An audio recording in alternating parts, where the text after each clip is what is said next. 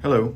When you have a child with a disability and they turn 18 and they're currently receiving Social Security benefits, several things change when the child turns 18 that you as the parent should consider, because these are things that will impact the child, yourself, and the Social Security benefits that they're receiving. When they turn 18, according to Social Security Administration, they now have become an adult.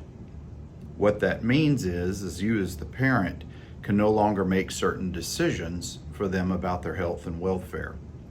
However, you can still stay involved either as a payee representative or as in a guardianship role, depending on your situations. If you're a payee representative, Social Security, they make the decision who the representative will be to guide your child's benefits.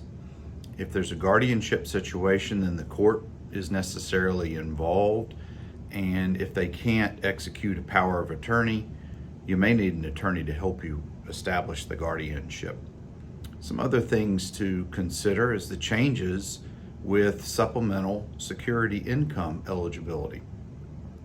SSI provides monthly payments of adults or to adults and children with a disability or blindness who have income and resources below a certain financial limits. When your child turns 18, Social Security will review their eligibility for SSI continuation, and then will help give you some guidance as to their rulings on that. Another consideration is dealing with education transition that you're dealing with for your child or your now young adult.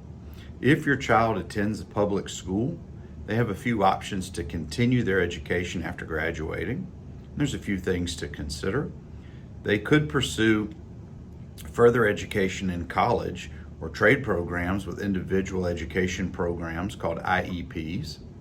They may have the opportunity to continue their education in a transitional program through their high schools, even after they've completed their senior year. Most school systems will allow for continued education through the age of 22.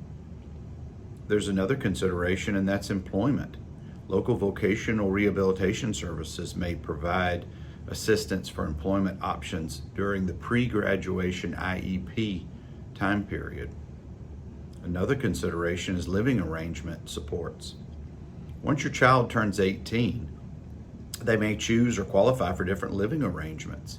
Depends on the services they already receive. It depends on his or her situation with the family and the abilities of the child or now young adult.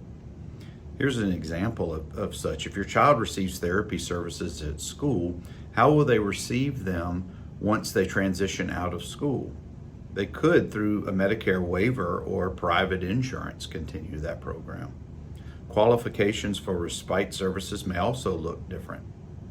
Those services allow family caregivers time to step away from their duties. It's essential you understand all the benefits and options available to your child once they complete high school before they decide living with new arrangements or services. The last consideration that you should be looking at deals with financial protections. Whether it's a special needs trust or an ABLE account, both of those should be looked into for your child. A special needs trust needs paperwork that you probably already have in place. You need to address that paperwork before the child turns 18. Otherwise, inheritance may help impede or terminate your child's right to receive certain Social Security benefits. So make sure that paperwork is updated. And then lastly, what about an ABLE account, ABLE? You can deposit funds into this account up to a certain dollar amount each year. However, there are limits on what the funding does cover.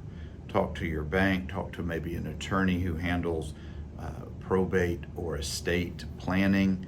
Those are the types of things that we hope that you'll consider once your child who is receiving Social Security benefits based on a disability or blindness, you're going to need to address those issues as soon as practical. If you have questions or concerns, just call us at the Nomberg Law Firm. We're based in Birmingham, Alabama. nomberglaw.com. Our phone number is 205-930-6900.